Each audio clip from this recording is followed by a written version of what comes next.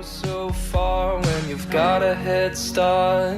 'Cause we could stay at home and watch the sunset, but I get up from asking, are you bored yet? And if you're feeling lonely, you should tell me before this ends up as another memory. Will you tell the truth so I don't have to lie? Assalamualaikum warahmatullahi wabarakatuh. Izin memperkenalkan diri, nama saya Muhammad Maulana Yusuf dari kelas 12 Teknik Listrik 2. Perkenalkan, nama saya Muhammad Faru Alfida Rozi dari kelas 12 Teknik Listrik 2. Nama saya Muhammad Baitur Rahman dari kelas 12 Teknik Listrik 2. Perkenalkan, nama saya Iksan Rizali dari kelas 12 Teknik Listrik 2.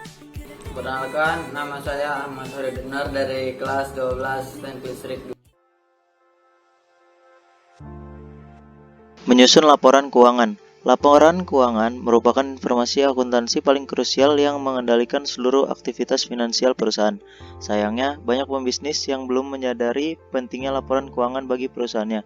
Secara singkat, laporan keuangan adalah catatan keuangan perusahaan selama kurun waktu tertentu. Ini artinya, segala aktivitas perusahaan merupakan data yang harus dicatat di dalam laporan keuangan. Apa fungsi atau manfaat laporan keuangan? Bagaimana cara penyusunan laporan keuangan yang benar? Kita akan mempelajarinya di dalam bab ini. A. Dasar-dasar laporan keuangan. B. Komponen laporan keuangan. C. Menyusun laporan keuangan. D. Analisis laporan keuangan. A. Dasar-dasar laporan keuangan. Laporan keuangan merupakan salah satu kegiatan penting yang harus disajikan oleh perusahaan tertentu.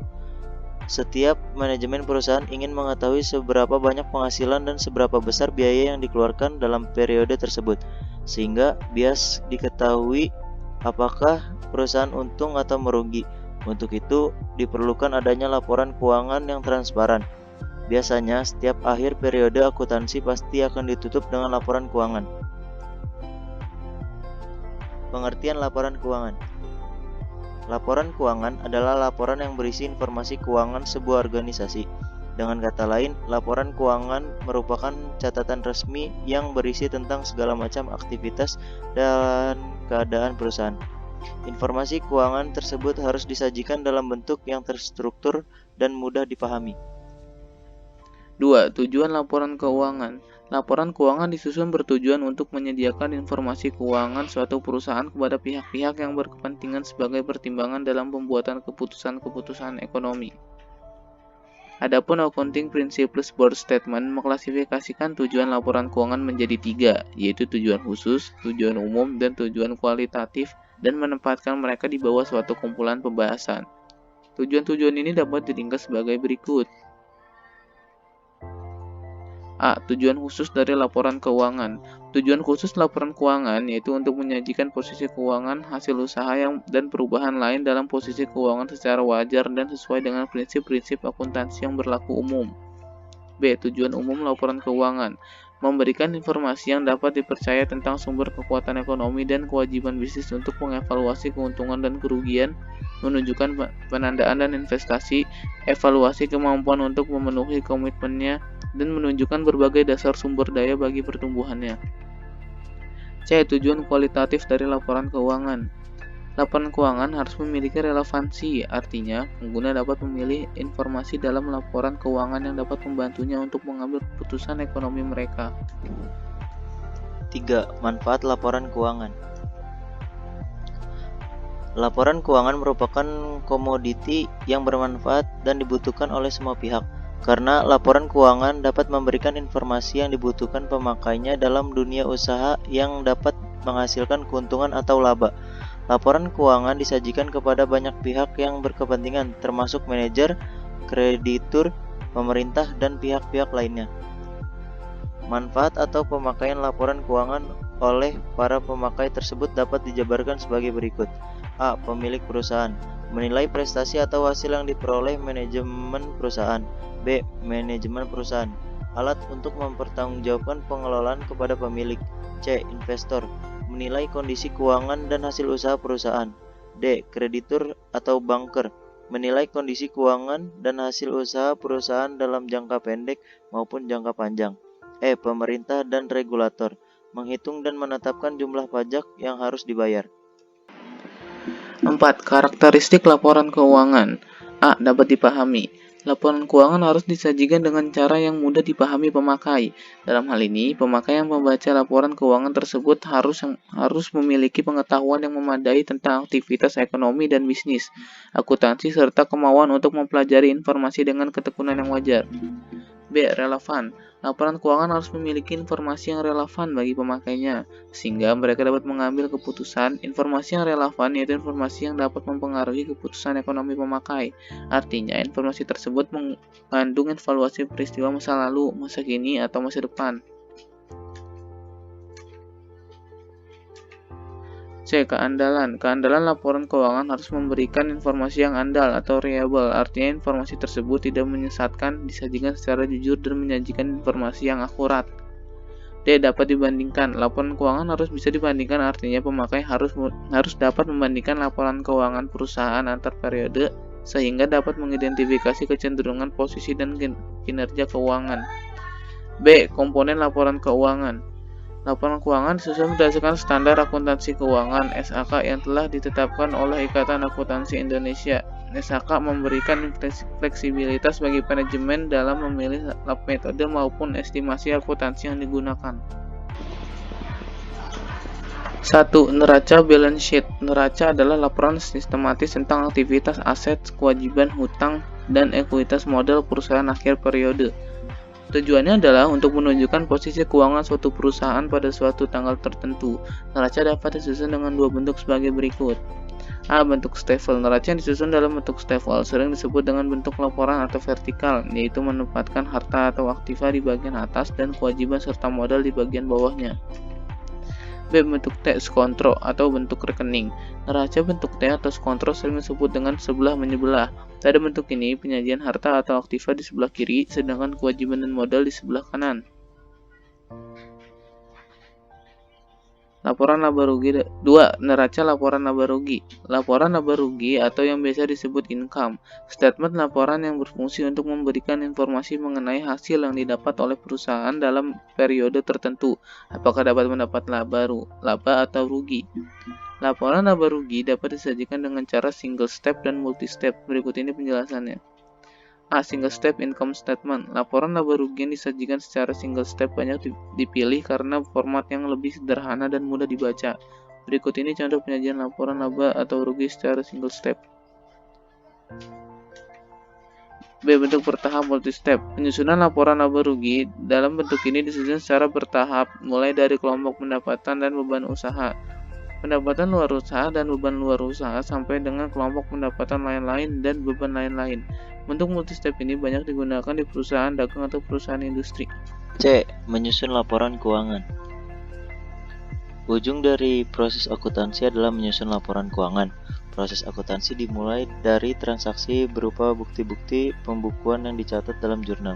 Setiap terjadi transaksi, lampiran bukti-bukti pembukuan juga dicatat dalam buku pembantu. Tiap periode, buku jurnal dijumlah dan dibukukan ke rekening-rekening di dalam buku besar. Selanjutnya, di akhir periode akuntansi, dari buku besar disusun laporan keuangan yang terdiri dari neraca, laporan laba rugi, laporan perubahan modal, dan laporan perubahan posisi keuangan. 1. Pembuatan jurnal. Jurnal adalah sumber utama dalam pembuatan neraca saldo yang nantinya akan digunakan dalam penyusunan laporan keuangan. Pembuatan jurnal untuk semua transaksi ke masing-masing rekening merupakan langkah pencatatan. 2. Penyusunan neraca saldo. Langkah kedua adalah penyusunan neraca saldo atau kumpulan saldo yang ada di setiap perkiraan buku besar. Inti dari penyusunan ini adalah menyetarakan nominal yang ada di sisi debit dan kartu kredit berdasarkan sumber penyusunannya, yaitu semua jurnal yang sudah dicatat sebelumnya. Penyusunan neraca saldo baru bisa dilakukan ketika semua transaksi sudah di jurnal. 3. Pengumpulan data untuk pembuatan jurnal penyesuaian. Jurnal penyesuaian merupakan jurnal untuk mengalokasikan pendapatan serta pengeluaran di periode transaksi itu terjadi. Ada kemungkinan data-data belum tercatat, sehingga penyusunan neraca saldo tidak menghasilkan keseimbangan antara debit dan kredit. Penyusunan neraca lanjur. Neraca lajur merupakan kumpulan kolom-kolom sebagai kertas kerja untuk membuat penyesuaian dengan cara memindahkan data dari neraca saldo dan jurnal penyesuaian. Neraca ini dibuat untuk mempermudah pembuatan laporan keuangan karena ini memperhatikan semua data yang diperlukan dalam penyusunan laporan keuangan. Cara penyusunan neraca lajur ini relatif sederhana. Hal pertama yang harus dilakukan adalah menyiapkan kertas berlajur-lajur yang diisi mulai dari nomor, nama akun, neraca saldo, jumlah penyesuaian, neraca saldo penyesuaian neraca, dan laporan laba rugi. Setelah itu, akuntan akan mengisi semua transaksi yang terjadi dalam satu periode tersebut dalam akun-akun yang disediakan mulai dari kolom neraca saldo sampai kolom laporan laba rugi. Hal ini dilakukan secara bertahap dan urut. 5. Penyusunan laporan keuangan. Laporan keuangan terdiri dari neraca. Cara membuat laporan laba rugi, laporan perumbuhan modal, dan laporan perubahan posisi keuangan. Seorang akuntan tinggal memindahkannya ke halaman yang baru, karena sebelumnya sudah membuat neraca lajur, yang membuat kolom neraca dan laporan laba rugi. Inti dari pelaporan keuangan ini sudah selesai secara sederhana. D. Analisis laporan keuangan. Setiap tutup periode akhir bulan, biasanya akuntan menyiapkan dan menyusun laporan keuangan yang terdiri dari laporan neraca, rugi, laba, arus kas, perubahan modal, dan laporan tersebut diserahkan ke pimpinan perusahaan. 1. Pengertian analisis laporan keuangan. Suatu proses penelitian laporan keuangan beserta unsur yang bertujuan untuk mengevaluasi dan memprediksi kondisi keuangan perusahaan serta mengevaluasi hasil yang telah dicapai perusahaan pada masa lalu dan sekarang disebut sebagai analisis keuangan. Analisis laporan keuangan merupakan kegiatan menganalisis laporan keuangan yang lahir dari suatu konsep dan sistem akuntansi keuangan. Dengan memahami sifat dan konsep akuntansi keuangan, akan lebih mengenal sifat dan konsep laporan keuangan itu sendiri. 2. Tujuan analisis laporan keuangan. Pada dasarnya, setiap kegiatan manajemen memiliki tujuan untuk mendapatkan sesuatu. Demikian halnya dengan analisis keuangan. Berikut merupakan berbagai tujuan dari analisis laporan keuangan yang harus dilakukan oleh perusahaan. A. Untuk menggambarkan peristiwa posisi keuangan perusahaan dalam suatu produk tertentu, baik aset, kewajiban, ekuitas, maupun hasil usaha yang telah dicapai untuk beberapa periode. B. Untuk mengetahui berbagai kelemahan yang menjadi kekurangan perusahaan. C. Untuk mengetahui kekuatan-kekuatan yang dimiliki oleh perusahaan. 3. Keterbatasan dan kelemahan analisis laporan keuangan. Analisis laporan keuangan memiliki beberapa keterbatasan yang perlu diperhatikan oleh para pengguna laporan keuangan. Beberapa keterbatasan tersebut antara lain sebagai berikut. A. Data yang mencatat dan dilaporkan oleh laporan keuangan berdasarkan pada harga perolehan. B. Upaya perubahan bisa saja dilakukan oleh pihak manajemen untuk memperbaiki laporan keuangan sehingga laporan keuangan nampak bagus atau bisa dimanipulasi. C. Banyak perusahaan yang mempunyai beberapa divisi atau anak perusahaan yang bergerak pada beberapa bidang usaha atau industri, yang mengakibatkan analisis susah dalam memilih pembandingan perusahaan dikarenakan perusahaan tersebut bergerak pada beberapa industri. Analisis laporan keuangan memiliki beberapa kelemahan menurut harapan. Kelemahan yang terdapat pada analisis laporan keuangan antara lain sebagai berikut. A. Analisis laporan keuangan bergantung pada laporan keuangan. Oleh karena itu, kelemahan laporan keuangan harus selalu diingat agar kesimpulan dari analisis itu tidak salah. B. Objek analisis laporan keuangan hanya laporan keuangan.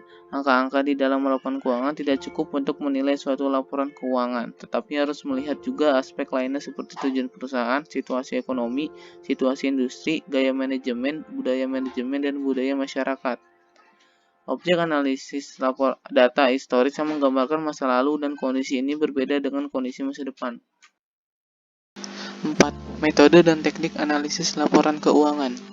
Dalam menganalisis laporan keuangan terhadap beberapa metode yang bisa dijadikan tolak ukur untuk menilai posisi keuangan perusahaan. Metode dan teknik yang biasa digunakan antara lain sebagai berikut. A. Metode analisis pertumbuhan. B. Metode tren dan indeks. C. Laporan dengan persentase per komponen atau common set statement. Dan D.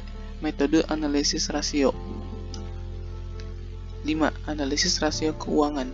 Metode analisis rasio keuangan merupakan metode yang menggambarkan rasio suatu hubungan antara suatu jumlah tertentu dengan jumlah lain, dan dengan menggunakan alat analisis berupa rasio akan menjelaskan atau menggambarkan kepada penganalisis baik atau buruknya keadaan posisi keuangan suatu perusahaan.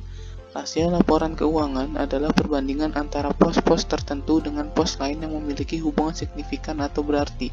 Rasio keuangan ini hanya menyederhanakan hubungan antara pos tertentu dengan pos lainnya. Analisis rasio keuangan yang biasa digunakan dalam menganalisis laporan keuangan adalah sebagai berikut. A. Rasio likuiditas. B. Rasio profitabilitas atau rentabilitas. C. Rasio solvabilitas atau leverage ratio. D. Rasio aktivitas atau activity ratio. Sekian dari kelompok kami, kurang lebihnya mohon maaf. Wassalamualaikum warahmatullahi wabarakatuh.